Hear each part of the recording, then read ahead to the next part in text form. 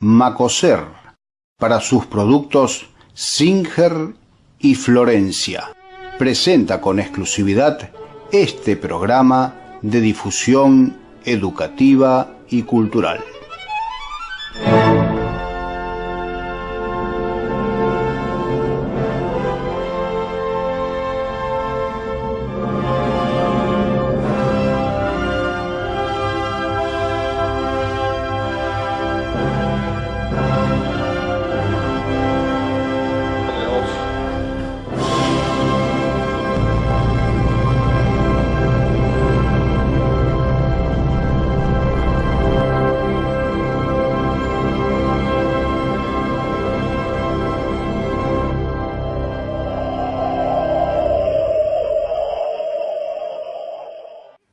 En este bloque de huellas vamos a abordar un tema que estuvo siempre presente en la historia de San Francisco, yo diría en la historia de la humanidad, ¿no? La actividad delictiva y la sociedad que se organiza y que busca elementos para combatir esa actividad delictiva a través, en este caso, de las fuerzas policiales. Y allá por los años 90 se producían algunas incorporaciones de elementos, de instrumentos a la policía provincial para combatir delitos de todo tipo, pero uno fundamentalmente que ya empezaba a percibirse como un problema serio y que hoy, 25 años después, decimos que está presente entre nosotros con una vigencia enorme y tiene que ver con las drogas, ¿no? Arturo, años 90, el tema de las drogas ya era un problema en la ciudad de San Francisco y en la región. Exactamente, como vos decís, ya para comienzo de los años 90, la presencia de la circulación de droga en la ciudad era importante, preocupaba tanto a la sociedad y como, por supuesto, a la policía, que estaba comenzando también a tener un nuevo delito sobre el cual tener que actuar. No obstante, esto ya venía como de varios años antes y es fácil recordar por las personas mayores que se comentaba por allá en los años 80 que la droga era algo de paso en San Francisco. Se comentaba. Sí, señor. No era algo instalado. Es cierto, era una frase que se usaba mucho. Sí. San Francisco no es una zona de consumo, es una zona de paso. La ruta 19, la ruta 1. Claro. Bien. Y bueno, y se atribuía algunas vinculaciones con Córdoba a que podían, ¿no es cierto?, surgir algunos consumidores en ese ambiente. Entonces va pasando el tiempo y ya en el año 1993, que es el momento en que nos ocupa y que tenemos acá una documentación importante para poder ver con filmaciones y con un registro de imágenes importantes que pertenecen al viejo archivo de TV Cable, de Canal 2, sí, señor, que tenía San Francisco, que, bueno, oportunamente cuando se cierra ese canal, hace ya muchos años, sus propietarios donaron la videoteca al archivográfico. Mirá qué interesante. Entonces, claro, entonces ahí nosotros tenemos también mucha documentación de aquel periodo que se va digitalizando de a poco, y entre la documentación digitalizada ahora también están estos documentos que vamos a ver en este programa. Y vamos a ver informes de la época dados por la propia policía. Relacionados a este tema. A estos temas, ¿no es cierto? Y uno de ellos es cuando en diciembre de 1993, en el cruce de las rutas 1, 158 y 19, sí, donde había un puesto de policía caminera. Más o menos con el perfil que hay ahora. Ahora está un poquito más sobre la 19. Claro, simplemente que ahí se hicieron algunas remodelaciones y el edificio que ellos tenían se demolió. Sí, señor. Y nunca más se le volvió a construir una sede para los policías camineros que están en un ambiente, digamos, que es precario ahora, es un móvil. Sí, claro. Una casilla rodante. Una casilla rodante donde tienen instalada su oficina. Y en ese momento, junto a ese destacamento policial, se instala un canil. Es decir, donde se traen desde Córdoba 2 perros entrenados en la detección de drogas. Entonces, en diciembre del año 93, se hace un acto en el lugar donde las autoridades policiales confirman lo que venimos diciendo nosotros en este momento sobre la importancia de la Ruta 19 en el tráfico de droga. Bien. Entre Córdoba y el litoral, y del litoral a Córdoba.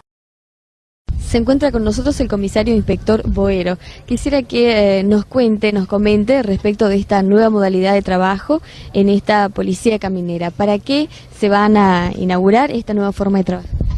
Esta tarea, empezada hace aproximadamente un año, de acuerdo a las directivas recibidas de la Secretaría de Seguridad, consiste en implementar en todos los puestos camineros que circundan Córdoba de canes detectores de narcóticos a fin de prohibir, poner trabas al desplazamiento de sustancias alucinógenas. Córdoba es paso obligado para todo el país. O sea, es raro que alguien que se quiera desplazar por el país no pase por Córdoba, por su situación geográfica. Además, por su importancia económica, puede llegar a ser un centro donde queden cierta cantidad de alucinógenos. Además que el traspaso de un lugar a otro de la droga se paga con droga. Por lo tanto, los camellos normalmente van a cobrar con droga y la dejan en el lugar donde ellos se desplazan. Jefatura de Policía implementó este sistema para que se chequen todos los vehículos que puedan tener antecedentes o que el personal policial actuante pueda llegar a tener una ligera sospecha de que transportan sustancias alucinógenas. El CAN, trabajando con el guía por medio de su olfato del CAN, marca el lugar donde hubo o hay en ese momento droga depositada. ¿Dónde se adiestran estos animales? En el Centro de Adiestramiento de Crianza de Canes de Córdoba. ¿Y cómo se realiza esta tarea? ¿Tiene que tener algún contacto especial con el guía? Sí, el perro tiene que tener cualidades especiales. Mucha alegría, muchas ganas de trabajar, muy fogoso y un olfato especial. De cada aproximadamente 30 o 40 animales puede uno surgir con estas características. Se lo selecciona, se lo adiestra aproximadamente mediante 6 meses, un año. Una vez que está adiestrado se le trae el guía o los guías, en este caso son 4 de aquí de San Francisco los que lo van a trabajar. Y se los hace acostumbrar a que el guía aprenda a manejarlo y a conocer las manifestaciones por medio del cual el perro está expresando que en ese lugar hay droga. Los perros se expresan de diferentes formas en sus manifestaciones. Ladran, gruñen, lloriquean. Entonces de esa forma cada can tiene una forma especial de manifestar que ha encontrado algo. Conociendo esa forma de trabajar, implementando bien esa dualidad hombre-can, se logra excelentes resultados. Esto funcionó un tiempo, ¿no es cierto? Y luego ya cayó en desuso, ¿no es cierto? Y no se cuenta, que yo sepa en la actualidad, con canes en San Francisco para hacer la prevención de la circulación de drogas. Claro, la detección de drogas en vehículos. Bien interesante. Y también en la sede policial, más o menos por la época, se intentaba avanzar con algunos métodos para poder determinar, identificar delincuentes. Claro. Más que determinar, para poder identificar delincuentes con métodos que en esa época eran avanzados. Claro, era uno de los pocos sitios en la provincia, en principio, que estaba aplicando tecnología digital y tecnología, digamos, electrónica para la identificación de delincuentes. Hablemos de los años 90, que recién se empezaba a utilizar la computadora con una cierta masividad, digamos. Exacto. Recién ahí comenzaba. Todo lo que sea, digamos, digital, como lo conocemos al día de hoy, o el uso de la computadora, comienza a extenderse a finales de los años 80, claro. Y de ahí en adelante, bueno, con toda la revolución que significó en estos 25, 30 años prácticamente ya, pero porque antes el uso de la computadora era más bien comercial y como un elemento de archivo. No tenía los usos que tiene hoy la computación. Entonces, ahí ya se aplicaba desde un comienzo, ¿no es cierto?, de la difusión de las computadoras en operativos policiales. Esto era un sistema que venía desde la Policía de La Plata, la capital de la provincia de Buenos Aires, y se instala en Córdoba, en Río Cuarto, en San Francisco, por lo menos en las cabeceras de las ciudades más importantes en la provincia de Córdoba. Esto consistía en un sistema que, bueno, también tenemos las imágenes, ¿no es cierto?, y las declaraciones de los jefes policiales de entonces, Jiménez y Manuel Dorado, que hacen algunas declaraciones explicando en qué consistía el sistema, y era una serie de elementos referidos a la cara de un individuo, la forma, ojos, las cejas, la nariz, la boca, las orejas, el pelo, ¿no?, en donde un testigo de un delito podía darle a la gente que operaba la computadora datos y él iba armando el identikit. En lugar de dibujarlo, lo armaba la Claro, un computadora. identikit electrónico. Electrónico, exactamente. Eso luego se imprimía y cuando hoy sería muy sencillo enviarlo al mundo entero, esa imagen, en aquel momento únicamente San Francisco tenía comunicaciones con Córdoba y 4 o 5 capitales de provincia donde se mandaba por un módem de fax. Claro. La imagen se mandaba por un fax. Un fax. El sí, fax, señor. que era un papel que se imprimía, bueno, que existe todavía. Claro, que se ahora es una utiliza. antigüedad, pero en su momento no nos podíamos explicar cómo vos ponías un papel acá y aparecía del otro Impreso lado en otro del sitio, teléfono. ¿cierto? Claro. O sea que era algo muy limitado todavía. Pero sin embargo, para la época fue un avance grandísimo, porque de qué otra manera, antes de esto, vos podías hacer llegar una imagen desde San Francisco a La Rioja o a Tenías otro que lado. enviarla por correo. Mandarla por correo, sacar una fotografía del dibujo que hacía o una Claro. copia del dibujo, una fotocopia que había y mandarla por un sobre en correo. Entonces esto era un avance muy importante porque San Francisco también podía recibir fotografías e imágenes de delincuentes o presuntos delincuentes de Córdoba, de Santa Fe, de Rosario, Y de La Rioja. intentar su identificación luego. Por aquí. supuesto. Mira vos, qué O bien. sea, qué esos eran trabajos muy interesantes que, bueno, los recordamos hoy como el comienzo de la aplicación de nuevas técnicas, ¿no es cierto?, que tenía la policía en ya un cuarto de siglo atrás, 25 años atrás ya, para combatir el delito o procurar el combate del delito. Por un lado, en el control de la circulación de drogas y por otro lado, con la aplicación de tecnología para facilitar y hacer más rápido ese trámite de identificación de personas que habían cometido delito, estaban acusadas de cometer un delito. Con mucho interés vamos a ver estas imágenes que son de 25 años atrás, nada más. Comisario, ¿de qué se va a tratar esta demostración? Bueno, es una demostración de una incorporación de avanzada tecnología que es para realizar por computación el comúnmente denominado identikit, que es el retrato hablado. Este sistema permite a la víctima o a testigo de algún hecho delictuoso definir las características y las particularidades de las personas o de los autores.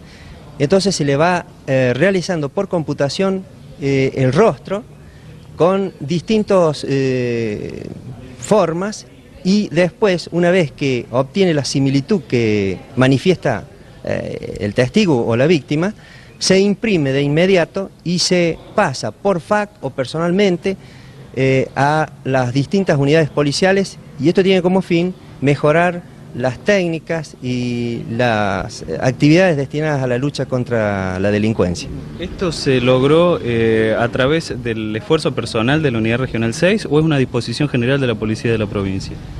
Se debe un poco a la inquietud de la gente de la Unidad Regional, y a su vez de Córdoba, ¿no? Porque esto viene con origen de La Plata, de la Policía de la Provincia de Buenos Aires.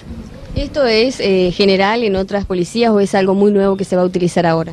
No, por el momento lo tenemos aquí, 4 unidades regionales nada más, o sea, Córdoba Capital, Río Cuarto, Villa María, nosotros acá San Francisco y Río Tercero. ¿Aproximadamente qué inversión se hizo aquí?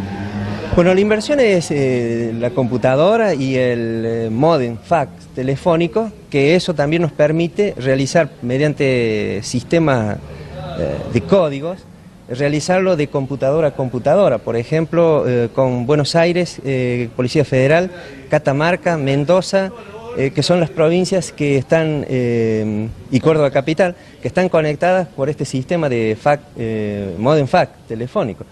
Es decir que yo vez pasada decía que en el caso de la placa modem ha sido adquirida por la Asociación Cooperadora de acá de San Francisco. Es decir, el costo son 150 pesos y más la computadora que ya se había comprado el año pasado.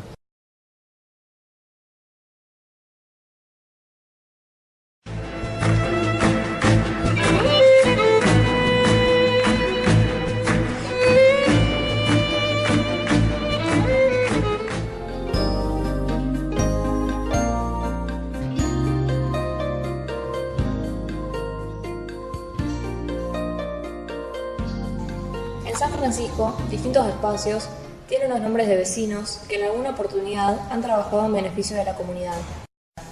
Calles, plazas e instituciones tienen los nombres de personas que dieron lo mejor de ellos para aportar a la sociedad sanfrancisqueña desde fines del siglo XIX y hasta tiempos recientes. Leemos textos en libros y distintas publicaciones con referencias a personajes locales. Caminamos por la ciudad o llegamos a instituciones y observamos carteles que nos indican nombres que no siempre nos resultan conocidos. Nos interesamos en ellos y surge indefectiblemente la pregunta: ¿quién fue?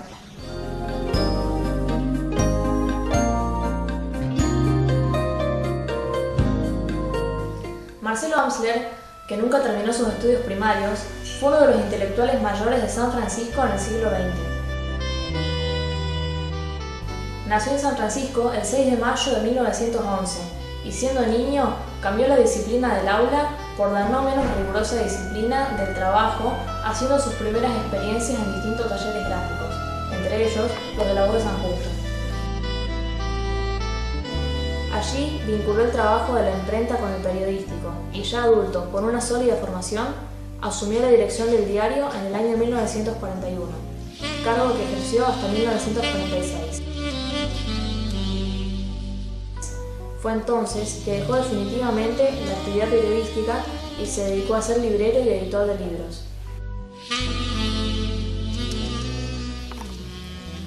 Con Rudecindo Riboira fundó la librería San Martín, que editó importantes libros de autores locales, entre ellos Charlas de Aldea del Dr. Raúl Villafañe. Después de casi 30 años de labor empresaria, se retiró de ella y retomó el gusto por la literatura, comenzando a escribir con su nombre y el seudónimo de Fulvio Radán. En esta actividad obtuvo premios y distinciones en el país y en el exterior, incluso en España. Marcelo Amsler fue uno de los hombres destacados de la intelectualidad de San Francisco y su obra literaria, plasmada en infinidad de cuentos, perdura en publicaciones de libros, revistas y diarios. Falleció el 11 de junio de 1986, a los 75 años de edad.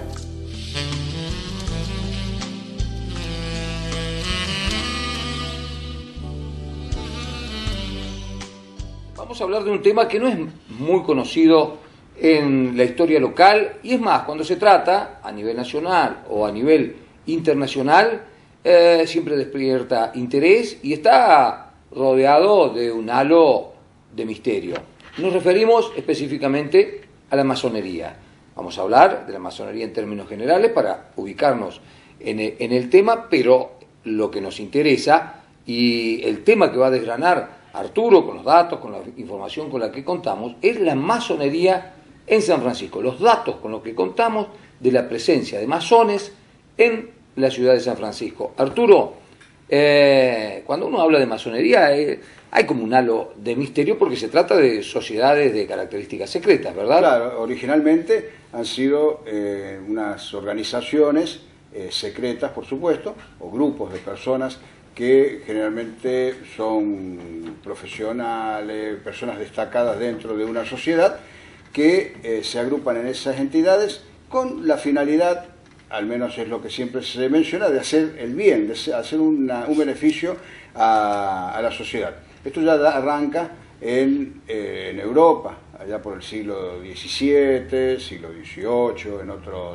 en otros países, en otros lugares, pero es algo que está extendido a nivel mundial. Siempre han sido sociedades secretas y esa cuestión de la sociedad secreta es lo que los lleva a rodearse, ¿no es cierto?, de un halo de misterio y de pensar, vaya a saber, ¿no es cierto?, qué es lo que hacen los masones. Por lo que vos señalás y por lo que se sabe, efectivamente, cuando por lo menos los objetivos que se conocen de algunas sociedades masones son todos objetivos altruistas. Altruistas.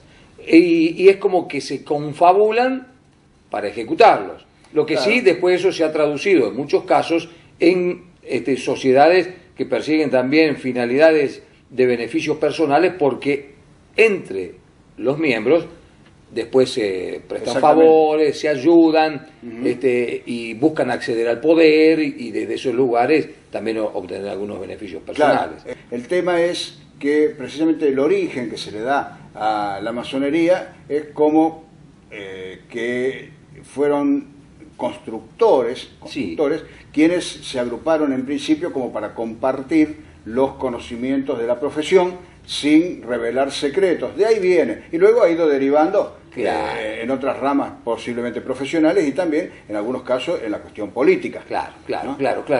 ¿Y de San Francisco? ¿Qué sabemos y en el caso de la presencia de masones? San Francisco, nosotros tenemos que en la región existieron masones, y donde fue fuerte, por ejemplo, es en el caso de la ciudad de Rafaela, y fundamentalmente también Zenón Pereira. Zenón Pereira, el fundador de la colonia de Zenón Pereira, el pueblo de Zenón Pereira, era masón, y en Zenón Pereira mismo se han realizado charlas y reuniones de difusión de la masonería, y la explicación también que hay, que precisamente como tiene que ver esto como un símbolo de alguna manera, que la traza urbana hasta de Zenón Pereira está como en diagonales, que va marcando lo que sería como un símbolo masón. El símbolo de la masonería, que es un... Los símbolos de la masonería son la escuadra y el compás. Y el compás, ahí está. La escuadra y el compás, que son símbolos referidos a las virtudes, al espíritu, a la parte material también. La escuadra es, ¿no es cierto?, lo que da como la rectitud, y la apertura incluso del compás a 45 grados tiene un significado, a 60 otro, a 90 otro, es un poco el grado de perfeccionamiento que tiene el masón. El masón va escalando posiciones dentro de una agrupación. Arturo, y decíamos... ¿Y la pertenencia a la masonería la traían los inmigrantes de Europa o la adquirían ya aquí en la Argentina? No, posiblemente algunos de ellos ya eran masones en Europa y acá volvieron a fundar logias nuevas. Claro. Bueno, en el caso de San Francisco, estamos hablando de un siglo atrás, en el año 1916, ya había constituida una logia masónica que se llamaba Porvenir Social. Ese era el nombre de la entidad. No hay una fecha después ni de cuándo comenzó, pero tampoco de cuándo termina. Pero tenemos datos de que en esa época funcionaba. 100 años atrás teníamos en San Francisco una logia masónica, Porvenir Social. Posiblemente la masonería en San Francisco se haya extendido hasta la década del 30, posiblemente. Te digo por qué. Y que tal vez, esto no está el dato tampoco, pero tal vez haya sido masón el que era director de la Escuela Normal, Cecil Newton. En el monolito que en el cementerio recuerda a la memoria de Cecil Newton, que falleció en el año 35, está el símbolo de la masonería con la escuadra y el compás. Bien. Es el único que yo vi, y otras personas que también buscaron dentro del cementerio símbolos masones, no lo han visto, no han visto otros, excepto el que está en la placa de Cecil Newton. El monumento de Cecil Newton fue hecho por un constructor de San Francisco, que es una persona que desarrolló varios proyectos de monumentos también en la ciudad, que se llamaba Ugo Faciani. No hay una versión o una noticia que diga que Faciani era masón, pero por lo menos en ese monumento está. Entonces yo suponemos, quienes también estuvimos hablando sobre el tema, que el símbolo masón está en la tumba de Newton porque el muerto era masón, no porque el arquitecto... No porque el arquitecto o el constructor haya sido masón. Entonces se supone que si está presente el símbolo, por lo menos Newton tendría que haber sido masón. Sin embargo, los datos que tenemos de 1916 no provienen de Cecil Newton. No, es de otra gente. Esto surge un poco por un escrito que en el diario La Voz de San Justo hizo en el año 16.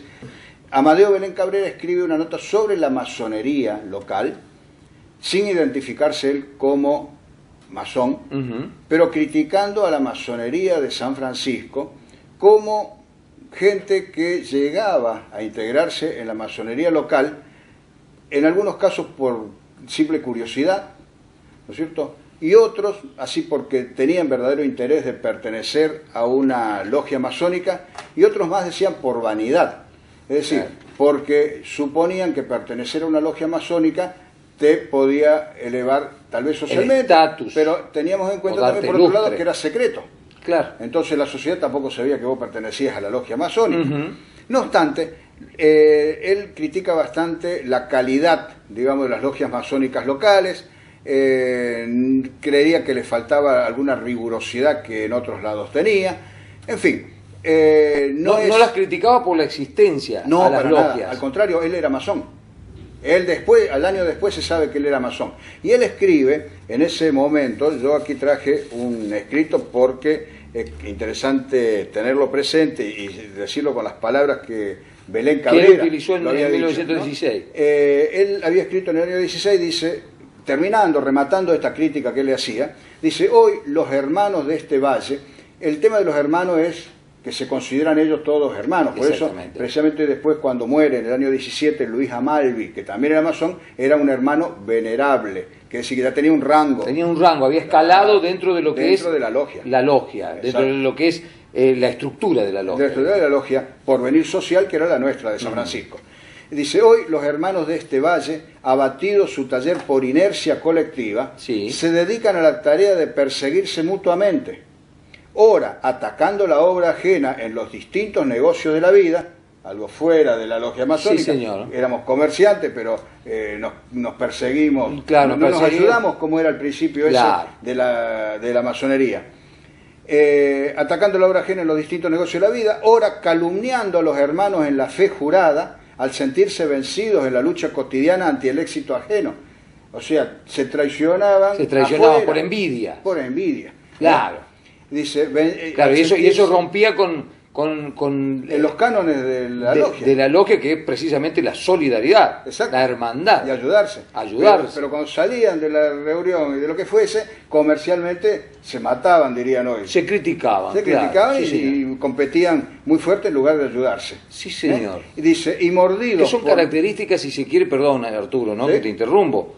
Pero que son algunas de las características que nos autoasignamos nosotros como sociedad. Al día de hoy. Aún hoy. Claro, un siglo después. Exceso de individualismo, un cierto conservadurismo excesivo y la envidia con una presencia social, digamos, demasiado marcada. Está bien. Mirá qué interesante, ¿no? Claro, fíjate vos que esto está marcado en una entidad que es absolutamente solidaria, y lo está marcando él como crítica. Esta es la crítica que hace, no critica la existencia de la masonería, claro, sino el comportamiento de los masones locales. Exactamente. Vos fijate, después vamos a terminar de leer el texto, fíjate que hay una cuestión también muy importante.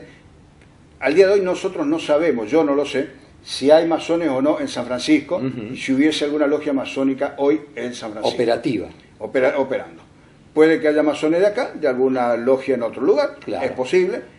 Tampoco sabemos cuándo terminó. El último dato lo tendríamos como en el año 30 con la muerte de Newton, que tampoco es 100% seguro, pero es un indicio. Es muy posible.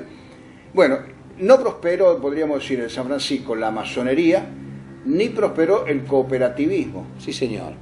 Mirá qué lindo dato. Fíjate que no hay cooperativas en San Francisco. No hay cooperativas fuertes en San Francisco. Y hubo infinidad de intentos.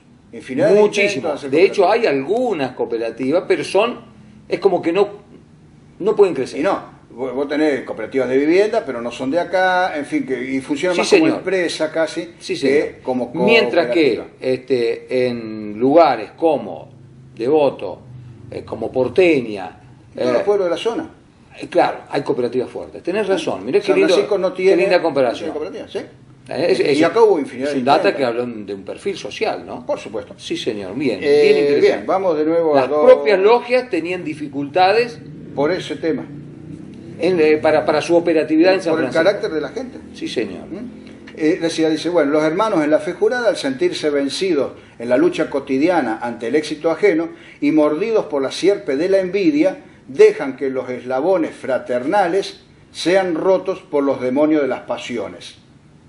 Esto es lo que decía Amadeo Belén Cabrera en el año 1916 sobre los masones locales.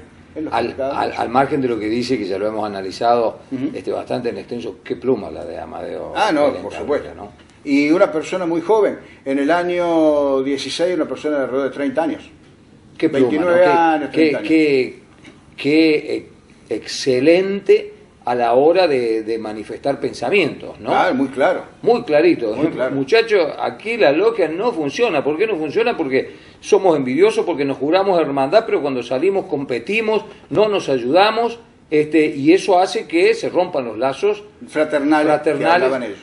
Impecable. Bueno, al año siguiente muere don Luis Amalvi. Sí. Don Luis Amalvi era un extranjero, por supuesto, hermano venerable de la logia Porvenir Social, y había sido concejal en San Francisco y además también había sido director de la banda de música, de la banda municipal de música.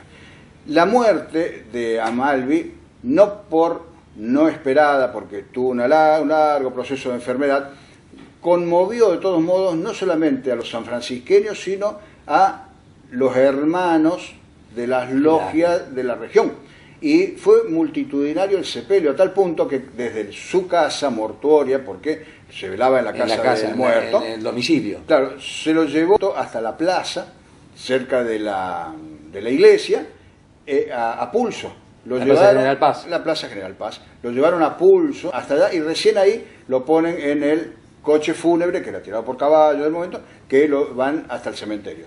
Y viene también un masón de Rafaela para hablar en la despedida al miembro de esta logia de este lugar. Claro que cuando eran personalidades importantes se utilizaba mucho en el cementerio hablar. Una despedida. Claro. Bueno, el sepelio fue, entonces, imagínate la situación del pueblo del año 17 en San Francisco, calles de tierra, casitas muy bajas, una multitud de gente acompañando el féretro de esta persona, llevándolo a pie, y al frente la banda de música, porque él había sido director de la banda de música. Ya tenía otro director, ¿no es cierto?, en ese momento, pero con Domingo Zanoli, que se llamaba el director en ese momento, van hasta la plaza donde estaba la iglesia, donde se hace la despedida de la misa de Luis Amalvi. Una misa, ¿no es cierto?, que lo despiden a Luis Amalvi. Porque hay que decirlo, la masonería no interfiere en la religión. No es, hay algunas que son laicas, pero no necesariamente son laicas. No, en absoluto.